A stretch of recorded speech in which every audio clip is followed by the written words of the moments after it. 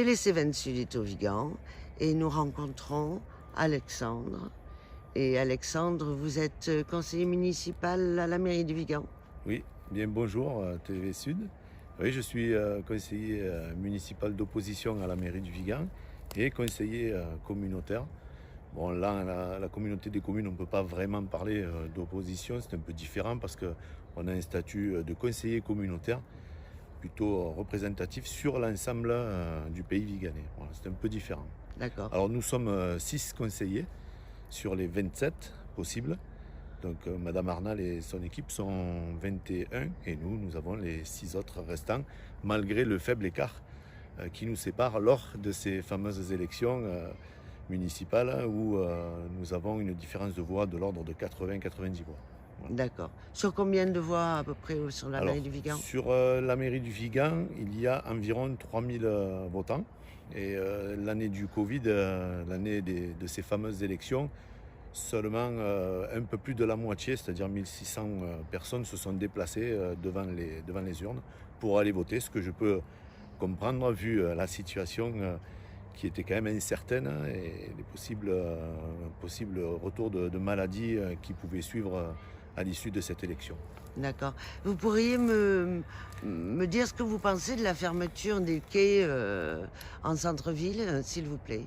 Ah ben moi je suis tout à fait défavorable à cette fermeture dans la mesure où elle a été faite sans accord préalable avec au moins les riverains, les commerçants, enfin tous les gens, même les Viganais tout simplement, qui utilisent ce centre-ville.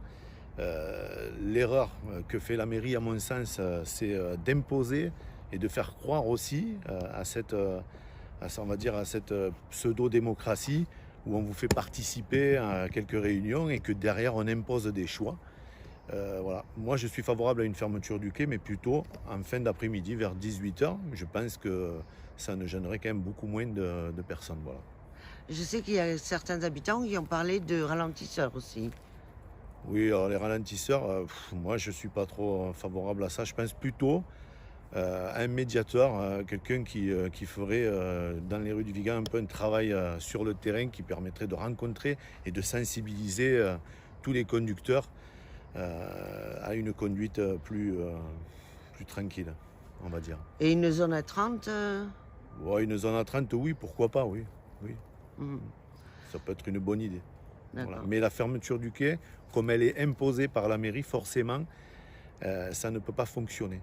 Il faut se mettre à la place des commerçants qui travaillent et qui ont les 2 mois de l'été là où ils doivent absolument travailler, faciliter leur travail. C'est quand même un gros frein à leur activité. Ça occasionne aussi des soucis par rapport aux personnes handicapées qui veulent aller à la pharmacie. Voilà, également. C'est surtout le gros problème aussi. Je vois qu'il y avait 2-3 places de parking devant une pharmacie. Et aujourd'hui, ces 2-3 places à 13h, elles sont vacantes et elles ne serviront plus à rien malgré le peu de places, je le répète, sur le centre-ville. Puisque pour votre information, depuis la rénovation des grands boulevards, du quai des Cévennes et autres, nous avons perdu la bagatelle de 140 places environ. Hein. Donc Ouais. c'est pas rien, quoi.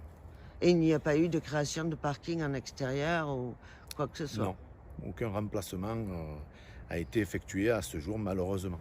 Voilà.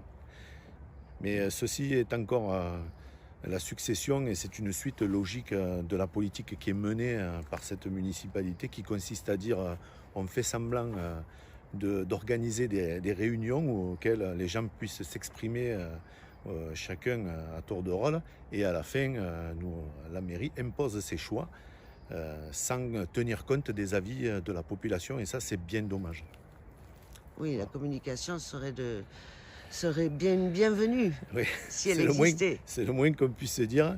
Il manque quand même une bonne communication. Je regrette quand même que lors des élections municipales, elle nous avait vendu un adjoint qui serait dédié à ça, à la démocratie participative. Et à ce jour, aucune réunion n'a été faite et ne se fera certainement pas. Nous sommes en mi-mandat et je ne vois pas comment aujourd'hui la mairie changerait sa politique, malheureusement. Je vous remercie pour votre intervention et vous souhaite une excellente journée. Mais c'est moi qui vous remercie et puis bonne continuation à TV Sud.